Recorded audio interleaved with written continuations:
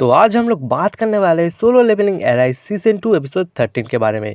तो जैसे कि आप सब लोगों ने पिछले वाला एपिसोड में देखे थे, यहाँ पर जिन्बू और बेरू के साथ फाइट होता है, जहाँ पर बेरू को यहाँ पर जिन्बू डिफीट कर देते हैं और वहीं से आगे का सीन कंटिन्यू होता है।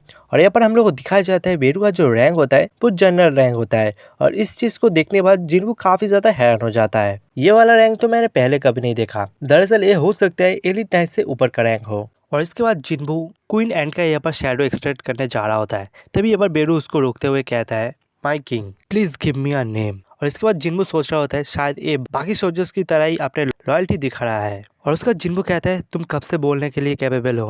और तभी बेरू जवाब देता है, हमेशा से माई किंग। और उसके बाद जिन्बू सोचता है और बोलता है, इसका मतलब जो हायर रैंक है वो अपने बात यहाँ पर खुद कह सकता है। और उसका जिन्बू उससे कहता है, मैंने अभी अभी तुमको खत्म किया है, तो क्या तुम फिर भी मेरे लीड पे ज्वाइन करना चाहते हो। और यहाँ पर बेरू उसको चकमा देते हुए कहता है, मैं आपके हाथों में नहीं मरा हूँ मेरी मास्टर, मैं आपके हाथों से रिबॉर्न हुआ हूँ, जो कि मुझे काफी ज्यादा अच्छा लग रहा है। और फिर से यहाँ पर बेरू कहता है, मुझे एक नाम दो मास्टर। और तभी जिन्बू सोचता है क्या नाम दिया जाए। और तभी जिन्बू को याद आता है एक नोबेल लिखा था एक बंदे ने, और उस नोबेल का नाम था द अर्न्स। और उसके बाद यहाँ पर बेरू को वो नाम देता है बेरू। इससे पहले तो उसका कोई भी नाम नहीं था और इसके बाद से इसका नाम बेरू रख दिया जाता है। और इसके बाद यहाँ पर बेरू उसको थैंक्स कहता है। और उसके बाद जिन्बू क्वीन के पास जाता है और कहता है अराइज। और इसके साथ साथ उसका शैडो एक्सट्रैक्शन होने लगता है। और उसके साथ साथ दूसरे एंड्स का जो भी यहाँ पर शैडो एक्सट्रैक्शन हो चुका है काफी ज्यादा अलग व्यवहार कर रहा होता है। तो इस चीज को देखने के बाद जिन्बू काफी ज्यादा हैरान हो जाता है और बोलते हैं इस चीज से उन दोनों का बॉन्ड यहाँ पर जो है खत्म हो चुका है काफी ज्यादा। और उसके बाद यहाँ पर जिन्बू बेरू से कहते हैं, इसका मतलब मुझे बस समझाओ। उसके बाद बेरू कहते हैं, आंट का जो पावर है वो काफी ज्यादा है और वो चाहे तो यहाँ पर एंट के ऊपर रूल कर सकता है। और इसके बाद जिन्बू कहते हैं, इसका मतलब जब तक क्वीन जिंदा है वो तब तक एंट को ऑर्डर दे सकता है। और बेरू कहता है, यस मास्टर। और तभी जिन्बू दोबारा बेरू से एक क्वेश्चन करता है कि क्वीन का जो माना है वो काफी ज्यादा है, लेकिन जैसे ही वो एक्सट्रैक्ट किया वो काफी ज्यादा डिक्रीज हो रहा है, तो इसका मतलब तुम समझा सकते हो। और तभी बेरू कहते हैं, यस मास्टर। और उसके बाद बेरू कहता है, उसका जो माना है मतलब क्वीन का जो माना है वो ज्यादातर ही यहाँ पर यूज होता है रिप्रोडक्शन के लिए, और अभी उसके पास कोई भी बॉडी नहीं है जिससे वो रिप्रोडक्शन कर पाए, तो इसकी वजह से ही उसका जो माना काफी ज्यादा डिक्रीज हो रहा है। और इसके बाद जिन्बू समझता है कि ये कोई काम का ही नहीं है, तो इसलिए उसको जो टर्मिनेट कर देता है। और उसके बाद जिन्बू का जो भी शैडो सोल्जर स्टोन को कलेक्ट कर रहा होता है, जिन्बू उन सबको रोक देता है कलेक्ट करने के लिए। और इसी वजह से उसका जो शैडो सोल्जर होता है वो सारे बहुत ही ज्यादा खुश हो जाता है, काम नहीं करना पड़ेगा इसलिए। दरअसल जिन्बू ने ऐसा इसलिए किया क्योंकि वो जो स्टोन है उसको यहाँ पर यूज करके जेजू आइलैंड में जितना भी यहाँ पर डैमेज हुआ है वो सारे रिकवर हो सकता है। और उसके बाद यहाँ पर जिन्बू सोचता है रिमेनिंग जो एंड्स बच गया है उसके साथ यहाँ पर कैसे डील करे। और उसके बाद जिन्बू कुछ सोचता है और बेरू से कहता है, क्या तुम अकेले यहाँ पर जितने भी एंड्स बचा हुआ है सारे को डिफीट कर सकते हो। और यहाँ पर बेरू काफी ज्यादा एटीट्यूड के साथ कहता है, क्यों नहीं मास्टर। और उसके बाद यहाँ पर दिखाया जाता है फिर भी काफी सारे एंड्स जो है बाहर की तरफ आ रहे हैं, मतलब आइलैंड्स के तरफ से यहाँ पर बाहर के शहर की तरफ जा रहा है। तो इसलिए यहाँ पर उसके सामने जितने भी यहाँ पर जो हंटर्स होता है, मतलब जो बैटलशिप के साथ यहाँ पर खड़ा होता है, कोई कोई अपने मैजिक के साथ खड़ा होता है, वो सारे यहाँ पर कुछ कुछ एंड्स को यहाँ पर डिफीट कर रहा होता है। और उसके बाद ही एंट्री होता है बेरू का, जो कि काफी ज्यादा यहाँ पर अच्छे से सारे एंड्स को डिफीट कर रहा होता है। और तभी यहाँ पर चाइना का यहाँ पर बैटलशिप दिखाया जाता है, जिनमें से यहाँ पर कुछ लोग कैप्टन से कहता है कि हम लोगों के सामने काफी सारे एंड्स आ रहा है, जो कि हम लोगों को जरूर उसको खत्म करना चाहिए। और तभी वो कैप्टन कहता है, रुको, देखकर लगता है हम लोगों के पास जो हीरोज है वो चाहते हैं वो अकेला ये सारे एंड्स को खत्म करे, तो हम लोगों को कुछ करने की जरूरत नहीं है। और उसके बाद दिखाया जाता है चाइना का बेस्ट एज टैंक हंटर्स को, जो कि उसी बैटलशिप के सामने खड़ा होता है और उसके सामने जितने भी एंड्स आ रहा होता है वो सारे को यहाँ पर दूर से ही डिफीट कर देता है। और उसके बाद सीन शिफ्ट होता है और एक बंदी को दिखाया जाता है जो कि अपने बॉस से कहता है, सर आप क्या सोच रहे हो अभी। और तभी उसके बॉस उसको जवाब देते हुए कहता है, हवान डोंगसुक और जिन्बू के सामने जो लफड़ा हुआ है इसके लिए जिन्बू के साथ उसका मिलना बहुत ही ज्यादा मुश्किल हो चुका है। और तभी दिखाया जाता है वो बॉस और कोई नहीं है, थॉमस अंद्रे, जो कि उसी गिल्ड से आता है जिस गिल्ड से यहाँ पर हवान डोंगसुक होता है। और फिर उसका असिस्टेंट कहता है, क्या होगा अगर हवान डोंगसुक के साथ जिन्बू फाइट करे तो। और तभी अब थॉमस एंड्रे बहुत ही खतरनाक तरीके से उसके तरफ देखते हुए कहता है, मेरे गिल्ड मेंबर के ऊपर कोई भी अगर हमला करेगा तो मैं उसको छोड़ने वाला नहीं हूँ, चाहे वो गवर्नमेंट ही क्यों ना हो। और उसके बाद हम लोग देखते हैं जेजू आइलैंड की थर्ड नाइट को, जहाँ पे हंटर एसोसिएशन से काफी सारे हंटर्स आए हैं उस स्टोन को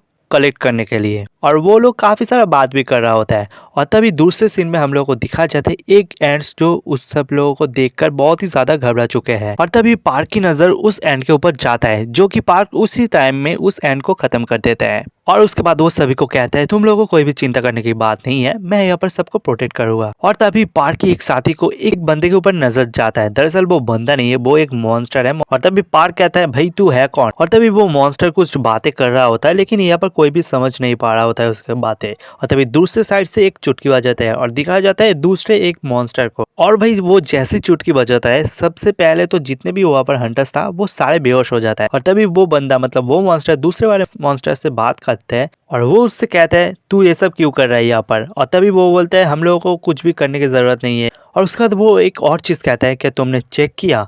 और तभी वो बंदा मतलब दूसरे वाला मॉन्स्टर बोलता है हाँ मैं उसका पावर्स को यहाँ पर फील कर पा रहा हूँ। और तभी दिखाया जाता है उसी मॉन्स्टर को जो कि यहाँ पर चुटकी बजाता है, दरअसल वो एक आइस मोनार्क है।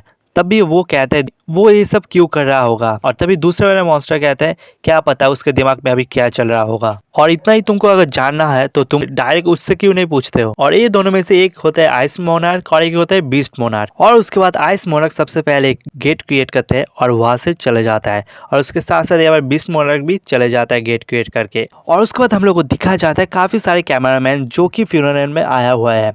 और यहाँ पर दिखाया जाता है जिनवू एक फूल लाकर माइन की तस्वीर के सामने रख देता है। और उसके बाद हम लोग को दिखाया जाता है जो कि जेजो आइलैंड आर्क में हुआ है, उसके लिए काफी सारे लोग यहाँ पर जिनवू को जो शाबाशी भी देता है।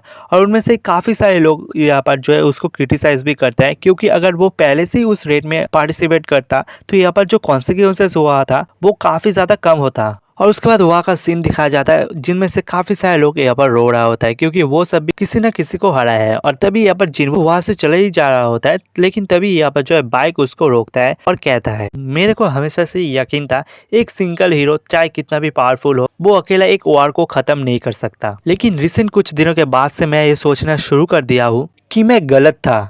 और लास्ट में उसको शुक्रिया कहता है। और तभी उसी सीन में हम लोग को दिखाया जाता है चाइन भी यहाँ पर जिनवू को देख रहा होता है, लेकिन जिनवू जैसे चाइन को देखते हैं तभी चाइन काफी ज्यादा शर्मा जाता है और अपने सर घुमा लेता है। और तभी जिनवू कहता है क्या ही ऑकवर्ड सिचुएशन है। और उसके बाद हम लोग को दूसरा सीन दिखाया जाता है, यहाँ पर मिस्टर गो जिनवू के साथ मीटिंग कर रहा होता है। और उसके बाद मिस्टर गो जिनवू से कहते हैं तो इसका मतलब तुम खुद का गिल्ड क्रिएट करना चाहते हो, और जो सर्टिफाइड हंटर्स होते हैं उसको कोई भी जरूरत नहीं होता है गिल्ड मास्टर की लाइसेंस के, तो तुमको सिर्फ एसोसिएशन को कॉल करना है गिल्ड क्रिएट करने के लिए, और उसके बाद मैं सब संभाल लूंगा। और उसके बाद जिनवू कहता है ओके। और उसके बाद ये बार मिस्टर गो जिनवू से पूछता है बाय द वे तुम क्या जेजू आइलैंड में कोई भी बैरियर को कास्ट किया था। और उसके बाद जिनवू काफी ज्यादा हैरान हो जाता है और वो सोचता है कि मिस्टर गो अभी क्या बात कर रहा है। और उसके बाद ये बार मिस्टर गो जिनवू से कहते हैं वो काफी सारे हंटर्स को वहां पर भेजा था स्टोन को कलेक्ट करने के लिए, लेकिन वहां पर उन लोगों को अनकॉन्शियस में पाया गया है, तो हो सकता है इसलिए हमने सोचा कि जिन्हों ने कुछ यहाँ पर बैरियर क्रिएट किया होगा। और उसका जिनवू कहते हैं नहीं नहीं ये मैंने नहीं किया है। और उसके बाद यहाँ पर जो है मिस्टर गो चुप हो जाता है और उसके सामने एक बंदा आता है और यहाँ पर कुछ कहता है। और उसके बाद मिस्टर गो अपने जगह से उठ जाता है और कहता है देखकर लगता है हम लोगों का जो गेस्ट है वो काफी ज्यादा पहले ही पहुंच चुका है समय से। और आखिर में कहता है जिनवू तुम्हारा शुक्रिया यहाँ पर आने के लिए। और उसके बाद दिखाया जाता है जिनवू भी उस जगह से उठ जाता है और एक कार के सामने चले जाता है। और वो जैसे कार के गेट को ओपन करता है उसके पहले यहाँ पर जो कोई बंदा उसके सामने आता है। और उसके बाद वो बंदा कहता है आपसे मिलकर बहुत ही खुशी हुई मिस्टर संग। और उसके बाद वो बंदा कहते हैं मेरा नाम है एडम व्हाइट और मैं यहाँ पर सीनियर ऑफिसर हूँ फिनर ब्यूरो ऑफ हंटर्स का। और तभी जिनवू सोच रहा होता है इसका मेरे से क्या काम है। और तभी वो बंदा उसको एक कार्ड देता है और कहता है तुम मुझे प्यार से यहाँ पर एडम कह सकते हो और मुझे माफ करना अचानक से यहाँ पर आपसे बात करने के लिए, क्योंकि आपसे मुलाकात करने के लिए बहुत ही ज्यादा यहाँ पर स्ट्रगल करना होता है, आपको ट्रैक करना काफी ज्यादा मुश्किल है। और एक बात तो मैं आपके ऑफिस में भी वेट कर रहा था। और तभी जिनवू को याद आता है इससे पहले जो जेजू आइलैंड आर्क से पहले उसको एक बंदे का कार्ड दिया था जिन्होंने, तो हो सकता है वो इसी बंदे के बारे में बात कर रहा था। और उसका जिनवू कहते हैं आपको मेरे से क्या काम है। और तभी वो बंदा कहते हैं मेरे पास कुछ इन्फॉर्मेशन है जो कि मैं आपसे शेयर करना चाहता हूँ। दुनिया में ऐसे कोई भी कंट्री नहीं है जो कि आपको ये इन्फॉर्मेशन दे पाए सिर्फ हम लोग छोड़कर। तभी जिनवू कहते हैं लेकिन आप मुझको ये इन्फॉर्मेशन क्यों देना चाहते हो। तभी वो बंदा कहते हैं आपको ये इन्फॉर्मेशन देने से हम लोगों को भी काफी ज्यादा फायदा होने वाला है। और वो अपने कार में उठ जाता है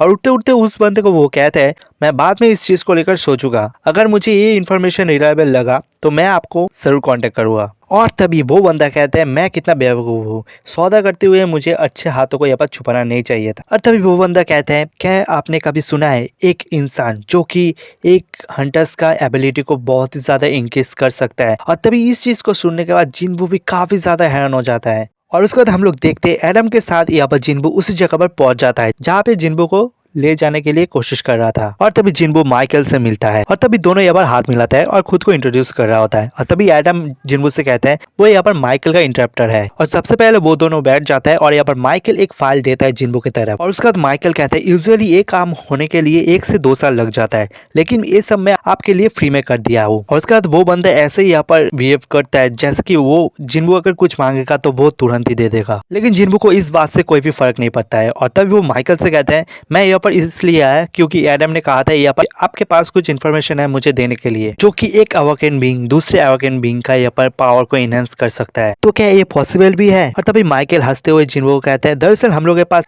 एक पर्सन है जो कि ये काम कर सकता है।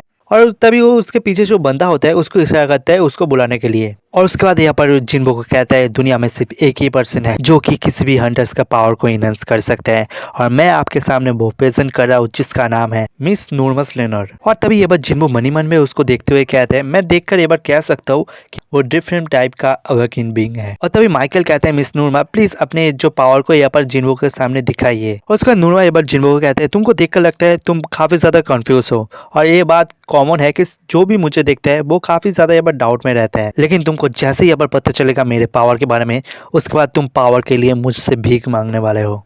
और उसके बाद वो जिनबू के आंखों के सामने जाते हैं और उसके आंख को देखते हैं और कहता है जैसे कि तुमको पता है जो अवेकन बीइंग होता है उसका भी एक लिमिट होता है अपने पावर्स को लेकर, इसलिए अवेकन बीइंग सेम ही रैंक पर रह जाता है जब तक उसका सेकंड अवेकनिंग नहीं हो जाता, जो कि एक कॉमन बात है सभी हंटर्स के लिए। और तभी यहाँ पर जिनबू कहते हैं तो इसका मतलब है तुम सच में पावर को इंक्रीज कर सकते हो। और यहाँ पर मिस नूरमा कहता है यस, लेकिन इससे पहले तुमको 3 स्टेज से गुजरना पड़ेगा तभी मैं लिमिटेशंस को लिफ्ट कर सकता हूँ, और मुझे पता नहीं इस पावर्स का मैं क्या नाम दूं, शायद मैं एक हंटर्स का ट्रू पोटेंशियल को दिखाता हूँ। और उसके बाद माइकल कहता है ये जो भी कह रहा है वो सब सच है, और इसको करने के बाद उसको काफी ज्यादा रेस्ट की जरूरत पड़ता है, इसलिए साल में सिर्फ 3-4% के लिए वो काम को कर सकता है। और उसके बाद यहाँ पर जिनबू कहता है तो कितना टाइम लगता है होने के लिए, और तभी वो कहता है इससे जो उसका पावर है वो 20 से 30% इंक्रीज हो जाएगा। और इसके बाद जिनबू को समझ आता है कि हान डॉन्सू साउथ कोरिया छोड़ दिया था क्योंकि कोई भी पर्सन इस ऑफर को रिजेक्ट नहीं करना चाहता है। और ये सब बात होने के बाद यहाँ पर जिनबू का हाथ वो पकड़ लेता है और बोलता है सबसे पहले तुम अपने आँख को बंद करो। और उसके बाद मिस्टर नूरमा यहाँ पर जो उसके अंदर घुसने की कोशिश करता है और वो जैसे ही उसके सॉइल के अंदर जाता है वो देखते हैं चारों तरफ डार्कनेस ही डार्कनेस है, और वो जैसे ही पीछे घूमता है वो देखते हैं कोई भी इंसान उसको देख रहा होता है। और इसी चीज को देखने के बाद मिस्टर नूरमा काफी ज्यादा यहाँ पर घबरा जाता है। और तभी इस चीज को देखने के बाद उसके सामने जितने भी बंदे थे यहाँ पर जो है सबको जिनबू की तरफ जा रहा होता है। और भाई तभी माइकल यहाँ पर उस बंदे के पास जाता है जो कि यहाँ पर जिनबू को घेरा हुआ है, उसको बोलता है भाई तू तेरा दिमाग ठीक है ना।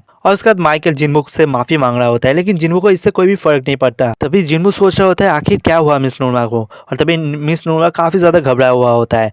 और तभी यहाँ पर जो माइकल रिशेड्यूल कर देता है मीटिंग को, और तभी जिनबू वहां से चला जाता है। और जैसे ही चले जाता है तभी यहाँ पर मिस नूरमा कहता है वो किंग है और एक पावरफुल बीइंग भी। और इसके साथ साथ ये वाला एपिसोड यहाँ पर खत्म हो जाता है। तो वीडियो को अगर आप लोग यहाँ तक देख चुके हो तो वीडियो में जाके कमेंट कर देना सोलो। तो आज के लिए इतना ही, तब तक के लिए बाय।